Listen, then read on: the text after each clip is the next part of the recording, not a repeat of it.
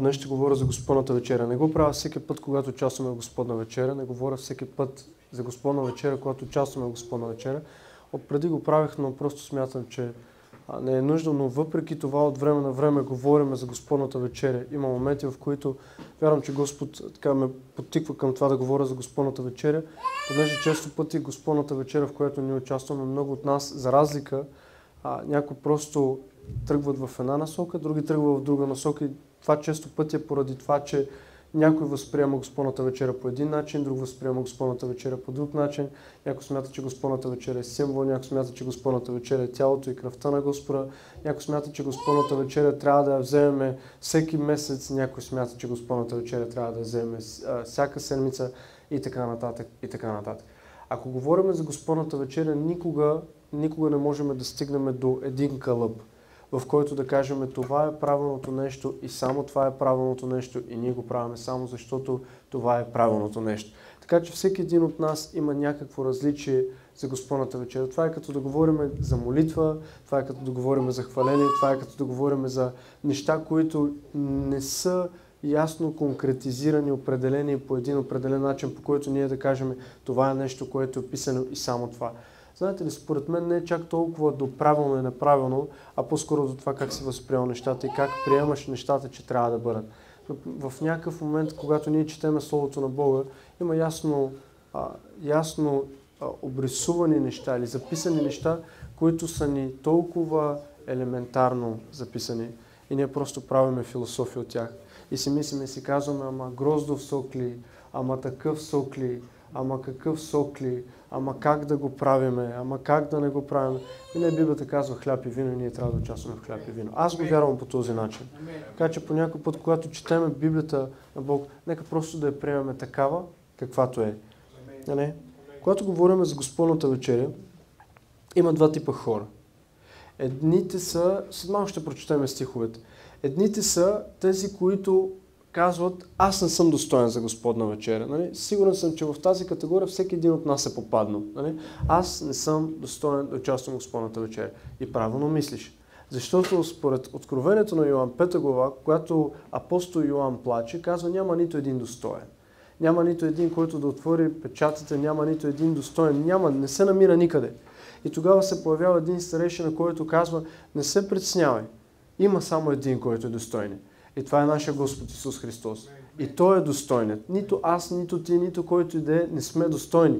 Ние сме оправдани, но ние не сме достойни. Ние сме оправдани заради това, че Исус Христос ни оправдава, но ние не сме достойни. Римляни също го казва, апостол Павел също го казва, че няма нито един праведен. Всички ние съгрешихме пред Бога. Ако ние стоиме, то ние не стоиме заради нашата праведност. И често пъти, когато ние достигаме до момента на Господната вечеря, ние казваме така, окей, аз ще взема Господна вечеря, защото примерно този месец имам добър месец. Нали? Този месец примерно се чувствам в някаква духовна добра форма. Нали? Примерно дошъл съм няколко пъти на църква, чел съм си достатъчно Словото или съм се молил достатъчно и този месец ще участвам в Господната вечеря, защото примерно съм имал добър месец.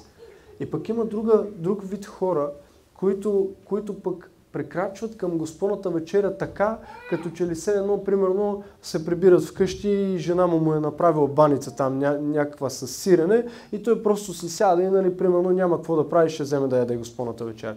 Аз смятам, че нито едното, нито другото не е достатъчно правилно. Защо го смятам? Защото също Господната вечеря ние не можем да бъдем нехайни, безотговорни спрямо Господната вечеря. Защото когато говорим за Господната вечеря, ние участваме в нещо, което е сакрално, нещо, което е праведно, нещо, което е божествено. И божествените неща често пъти ние не можем да ги разбираме с естествените сетива. Тоест не можем да ги видим, не можем да ги докоснем, не можем просто по начина, по който на нас не се иска да ги разбираме. Наскоро ми се случва да участвам в един разговор, не знам как по един начин, с моите колеги започнахме да говорим за религия. Един от колегите ми просто каза, по принцип се водя християнин, обаче казва не вярвам в Бог. Как по принцип се водиш християнин и не вярваш в Бог? Ми казва, защото веднъж аз казах на Бог, ако ти си Бог, направи еди си какво. Играл ли си някой с такива въпроси, нали? Ако ти си Бог, кажи ми, или покажи ми еди си какво, или направи еди си какво. И казва тогава Бог не ми отговори, аз смятам, че няма Бог. И аз тогава казах, Бог човек ли или е Бог? Тоест, когато ние говорим за божествените неща, ние не можем просто да ги видиме, да ги докоснеме и да ги почувстваме. А трябва да ги вярваме. И често пъти, когато ние говорим за Господната вечеря, ние искаме просто Господната вечеря да смятаме, че то е просто някакво ястие или някакво питие. Аз не вярвам, че Господната вечеря е просто хляб и просто вино. А то е тялото на нашия Господ Исус Христос и Неговата кръв. Някой може да каже, това са символи. Не, аз не смятам, че са символи. Може да символизира и чрез това, че ние не можем да го възприемаме по този начин, Бог ни оставил хляб и вино, чрез който да символизира, но всъщност е. Представете си, когато Илия и Елисей, когато бяха на земята, какво стана? Какво се случи тогава? Илия какво беше? Илия беше пророкът, Илия беше учителят на Елисей. И тогава Словото казва, че когато Елисей преследваше Илия, какво искаше от него? Някой знае ли историята? Знае историята, нали? Искаше двоен дял от духът му, нали така? И тогава Словото казва, че когато Илия трябваше да бъде възнесен, какво му каза Илия? Ако ти ме погледнеш, докато аз се възнасям, тогава ще получиш двоен дял от духът ми. И какво се случва тогава? Идва какво? Какво слезна върху него? Святия Дух? Не. А кожуха. Нали? Кожуха. Но ние всички знаем, че това не е кожуха просто, нали? А е Святия Дух. Или е двойният дял. Тоест, винаги има символи, чрез които Бог ще ни говори за истинските неща, за реалните неща. И когато Бог даде, когато Елисей получи кожуха на Илия, т.е. той получава какво? Святия Дух. Той приема Святия Дух. Кожуха, който символизира Святия Дух. И в днешно време, когато ние говорим за хляб и вино, което не човек, не нито Павел, който ние често пъти говорим за него, не нито Петър, нито апостол Йоан, нито аз, нито някой от нас на това място е постановлявал, а сам Исус Христос, който даде хляб и казва, това е моето тяло. Не казва, това ще бъде някакъв символ, някакъв белег или това ще приличава на нещо. Не, а той казва, това е моето тяло. И когато подаде чашката, той не подаде каквото и да е, а подаде чашата с вино и каза, това е чашата на Новия Завет, с моята кръв, която за вас е пролил. И аз искам да четем този текст, който днес ще бъде изключително важен за нас. И това се намира в Матей 26 глава. Всички евангелисти говорят за този момент. Ние ще четем текста от 26 глава на Матей. От 17 стих. И Словото казва така: в първия ден на празника на безквасните хлябове, учениците дойдоха при Исус и рекоха: къде искаш да ти приготвиме, за да ядеш Пасхата? Той каза: идете в града при еди кой си и речете му: учителят казва, времето ми е близо, от тебе ще празнувам Пасхата с учениците си. И учениците сториха, както им заръча Исус. И приготвиха Пасхата. И когато се свечери, той седна на трапезата с 12 ученика и като ядяха, рече, чуйте какво рече: истина ви казвам, че един от вас ще ме предаде. А те наскърбени започнаха всички един по един да му казват: да не съм аз, Господи. Той в отговор рече: който натопи ръката си заедно с мене в блюдото, той ще ме предаде. Човешкият син отиде, както е писано за него, но горко на онзи човек, чрез когото човешкият син ще бъде предаден. Добре щеше да бъде за този човек, ако не беше се родил. Юда, който го предаде, в отговор рече: да не съм аз, учителю. Исус му каза: ти рече. И когато ядяха, чуйте Исус какво направи. Взе хляба, благослови го, разчупи и като го даваше на учениците, рече: вземете, яжте, това е моето тяло. Това са думите на нашия Господ Исус Христос. Това не са думите нито на Павел, нито на който да е, за да може някой от нас да поставя думите на Господа под съмнение. Това са думите на нашия Господ Исус Христос. Когато взе хляба, благослови и разчупи, даде и каза: това е моето тяло. Точка. Взе чашата и като благодари, даде им и рече: пийте от нея всички, защото това е моята кръв на Новия Завет, която се пролива за мнозина за прощение на греховете. И аз ще кажа амин. Не напразно, точно преди неговата екзекуция, точно преди Исус Христос да отиде на кръста, той постановлява Господната вечеря. Знаете ли защо?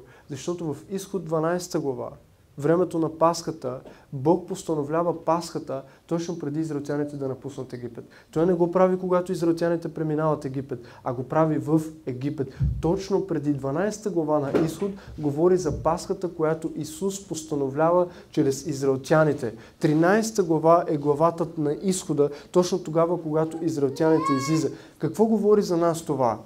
Исус Христос, преди да отиде на кръста, преди неговата екзекуция, няколко дни, той просто постановлява Господната вечеря и казва: това е моето тяло, което се дава за вас. Или Пасхата, която означава жертвоприношение на агне, символизираше онова, което Исус Христос направи след години наред. След това. И той го прави в същия контекст, но там имаме агне, днес имаме Исус Христос. И смисълът е един и същ. Какво прави това? Това прави твоето освобождение. Защо е важно ние да участваме в Господната трапеза? Или какво прави Господната трапеза? Какво прави кръвта за нас? Тя ни опрощава греховете.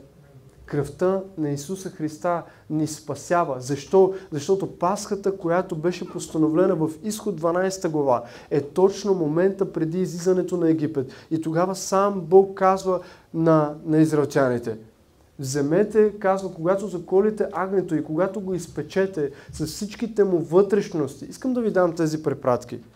Когато вие изпечете цялото агне, без да го разсечете, без да изкарвате от него каквото и да е, печете го цяло. И казва: кръвта, която вземете и какво направете? Поръсете на вашите прагове, на вашите домове. Защо? Защото сам Бог казва: аз ще изпратя ангел-погубител. Четете Изход 12 глава, няма да четем цялата тази история сега. Аз ще изпратя ангел-погубител, за да умъртви всяко първородно по египетската земя. И казва: там, където липсва кръвта, там ще има какво? Там ще има съд. Знаете ли защо е изпратен този ангел-погубител? За да има съд над Египет, за да има съд над невярващите, за да има съд на онези, които са без Христос. Но казва: там, където има кръв, там, казва, ще подмине съдът. Тоест няма да има съд. Какво прави кръвта на Исус Христос? Тя ни предпазва от съда. Тя ни предпазва от гнева на Бог. Кръвта или Исусовата кръв е тази, която ни спасява, ни опрощава. Важно ли е да участваме Господна вечеря? Важно е да участваме Господна вечеря. Ние като християни е много важно да участваме Господна вечеря и да вземеме от тази кръв. Защото тя е тази, която ни опрощава.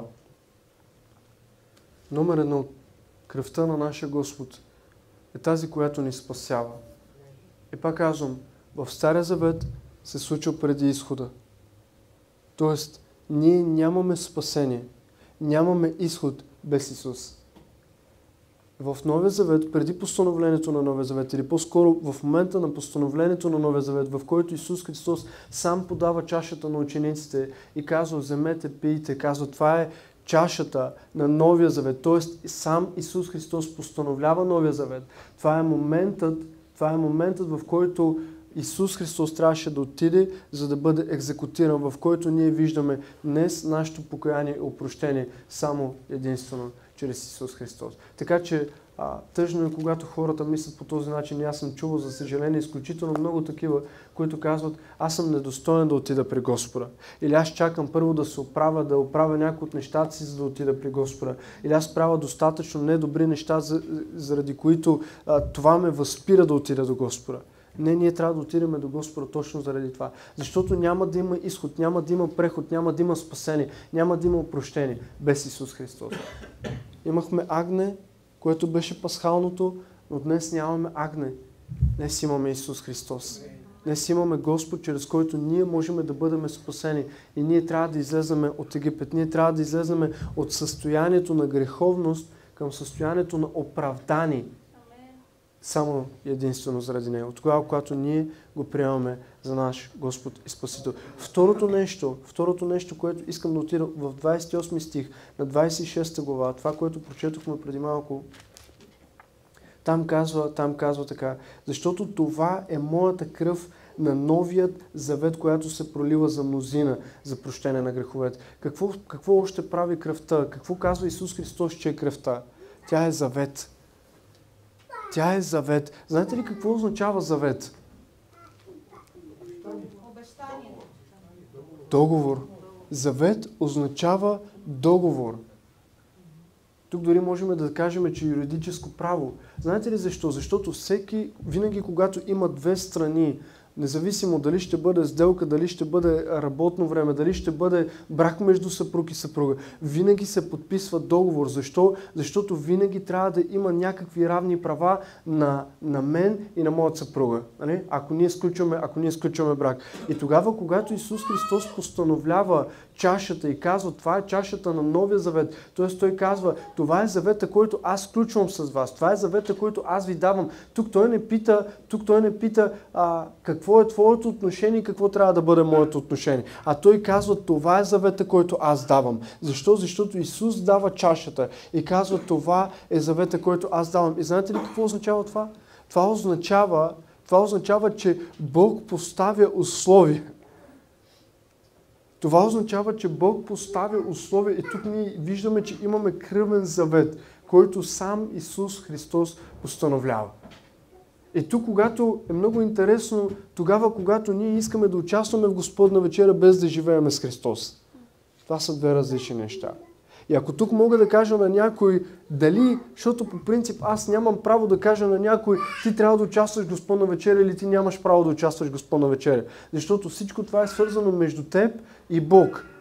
Между теб и Бог. Но ако ти попадаш в тази категория, в която искаш просто да участваш в Господна вечеря, без да живееш с Бог, без да живееш с Христос, без да влизаш в тези заветни взаимоотношения заедно с Него, то по-добре не дей. Защо го казвам? Казвам го, защото Бог постановлява завет чрез кръвта. И всеки път, когато ние участваме в Господна вечеря и взимаме от тази чаша, взимаме от тази кръв, Господ постановлява завет с нас. Чрез подаването на чашата. Кръвта е тази, която ние влизаме в заветни взаимоотношения с Бога. Тоест, ние не можем само да участваме в Господна вечеря, без да имаме заветни взаимоотношения с Бога, без да имаме каквито и да е взаимоотношения с Бога.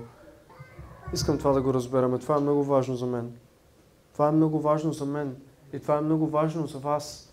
За всеки един от вас, който участва в Господна вечеря.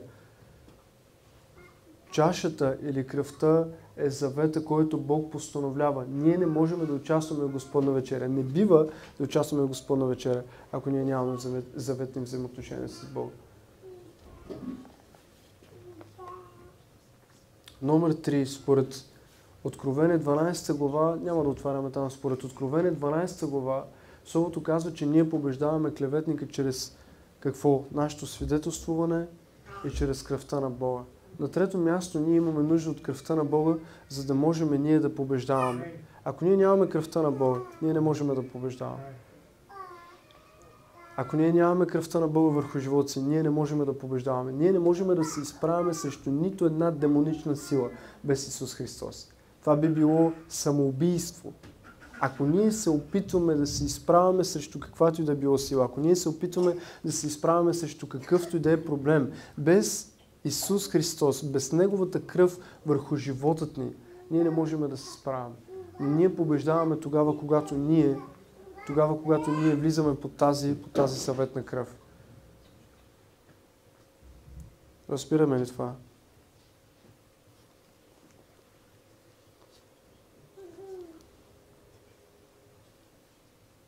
Някой разбира ли това, като говорим?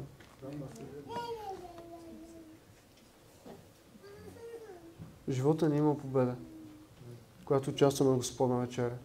Аз вярвам, че ние трябва да участваме в Господна вечеря, за да побеждаваме. Някой казва, аз пушам, аз правя, аз това, аз онова. Как да го направя? Направи го така. Спри да правиш онова, което правиш и започни да участваш в Господна вечеря.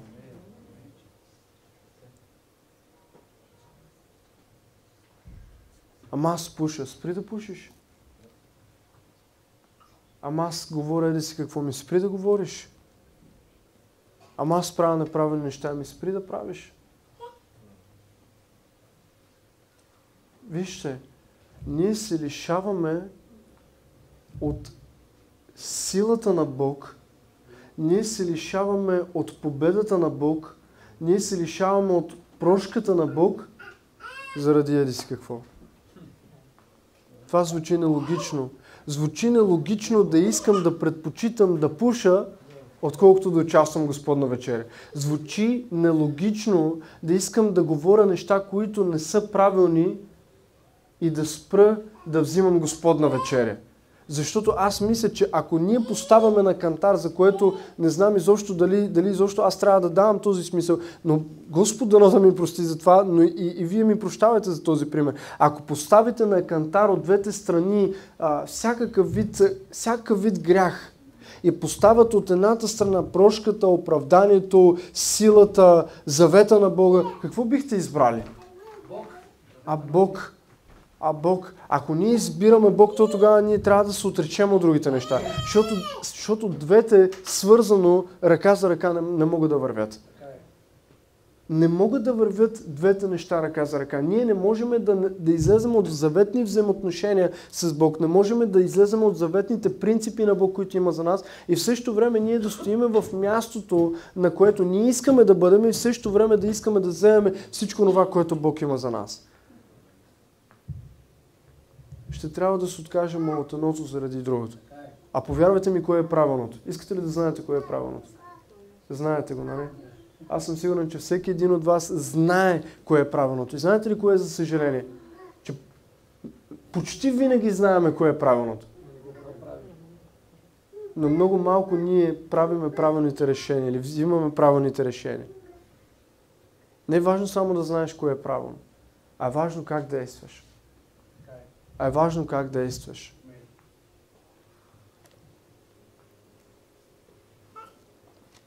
Исаия 53 глава 5 стих. Но той бе наранен поради нашите престъпления, беше бит поради нашите беззакония и върху него дойде наказанието, донасящо нашия мир и с неговите рани ние се изцелихме. Знаете ли причината, поради която... Това не е, че просто го пише в Библията по този начин. Но знаете ли причината, поради която в изход, постановлението на Господната вечеря, агнето трябваше да бъде изядено с всичко. Но не трябваше да бъде обезкостено, не трябваше да се изкарват от него дреболи или каквото и да е. А просто трябваше да се яде цяло, казва Словото. Ако прочетете изход 12 глава, ще видите, че агнето трябваше да бъде цяло ядено. С горчиви треви. Защото всичко това, което съдържаше в този организъм, трябваше да дойде върху израелтяните, за да могат те да бъдат изцелени. И Псалом, знаете ли какво казва? Че всички израелтяни, които са излезнали от Египет, нито един от тях не беше болен. Не знам дали чухте това. Псалом ми казва, че всички израелтяни, които излезнаха от Египет, нито един от тях не беше болен. Защо? Защото те ядоха изцерението. Те ядоха от агнето, което докарва изцерението. Защото точно това, което пророкува тук Исаия, е онова, което се случва с нас днес. И ние вярваме, и аз вярвам, че в Господната трапеза, в хляба, който ние взимаме, има изцерение.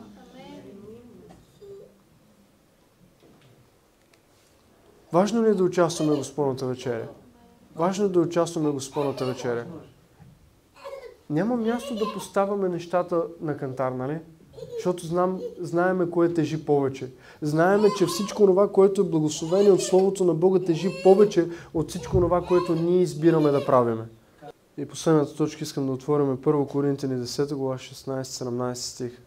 Чашата, която бе благословена и която ние благославяме, тук апостол Павел говори за Господната вечеря. Не е ли това да имаме общение в Христовата кръв? Хлябът, който пречупваме, не е ли да имаме общение в Христовото тяло?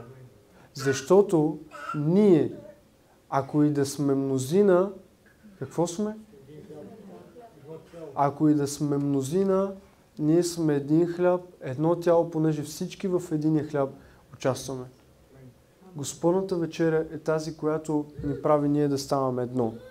Господната вечеря е тази, която ни прави да бъдем като много части от едно тяло. Библията казва, че Исус Христос е главата, а църквата е Неговото тяло. И казва, че ние участваме в единия хляб, за да станем какво е едно тяло. И кога ставаме едно тяло? Когато ние сме църква. И както аз обичам да казвам и вече съм казал няколко пъти, аз сам не съм църква. Но ние всички заедно сме църква. Аз съм част от църква, но не съм църква. Но когато съм с вас, аз ставам църква. И когато някой мисли, че сам той е църква, е в ерес. Не знам колко правилно звучи това и колко правилно ви изглежда това, но ти сам не можеш да кажеш, че ти сам си тялото на Господ Исус Христос. Ти си част от тялото на Господ Исус Христос, но заедно с всички останали ставаш тяло. Okay? Ако аз виждам сега тази лява ръка, която аз в момента издигам, това е част от моето тяло, но то е тяло, защото е от моето тяло. Но ако аз сама по себе си откъсна тази ръка от моето тяло и оставам някъде отстрани, това вече не е тяло, а това е просто част от тяло. Нали? И това е с всяка една част, моите уши, моите очи, абсолютно всяка една част от моето тяло. Всичко това са части, но свързани, сглобени заедно правят тяло. Така че аз вярвам, че когато ние участваме в Господната трапеза, трябва да участваме с църква. Ние трябва да разпознаваме църква. Ние трябва да кажем, аз съм част, но когато съм с тези хора, аз ставам тяло. Защо? Защото когато Исус Христос дойде, Той няма да дойде за част. Никъде в Словото няма да видим, че Исус Христос казва, аз ще дойда, за да взема моето око. Аз ще дойда, за да взема моя крак.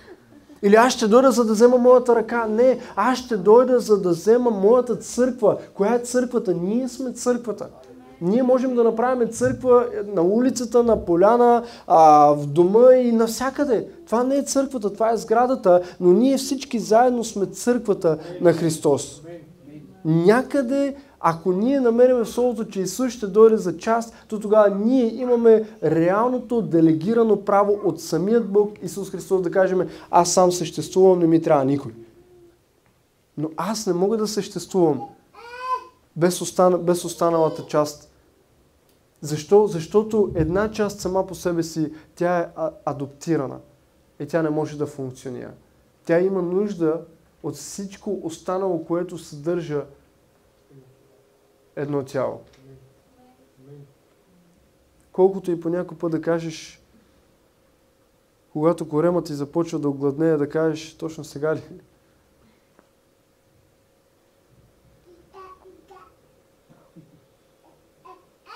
Имаме, казва, общение.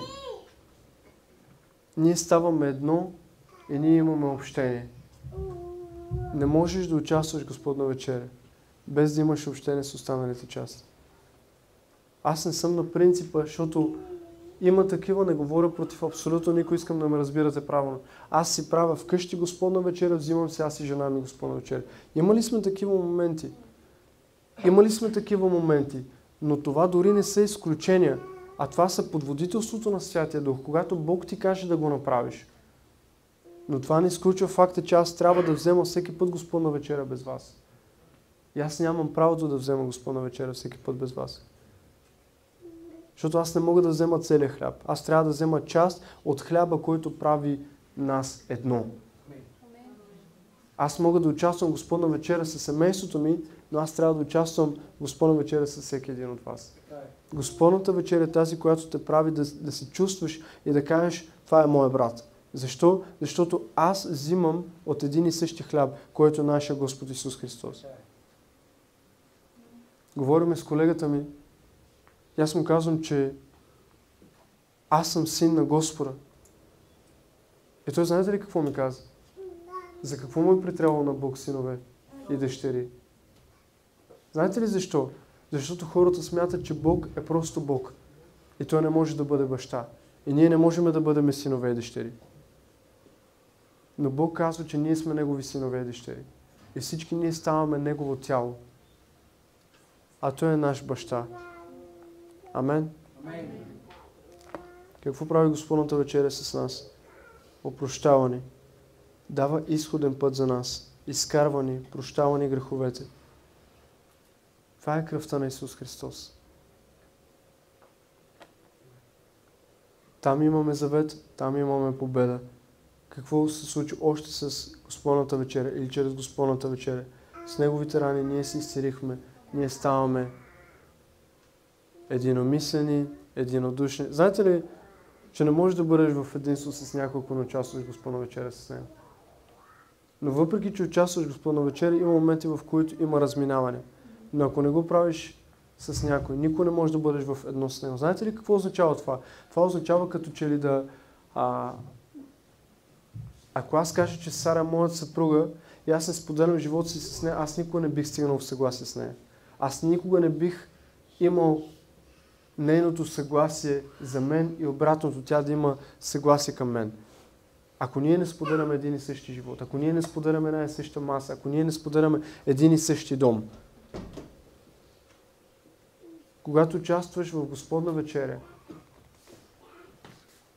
ти достигаш до общение и до единство с хората, с които си. Аз ви благословям тази сутрин.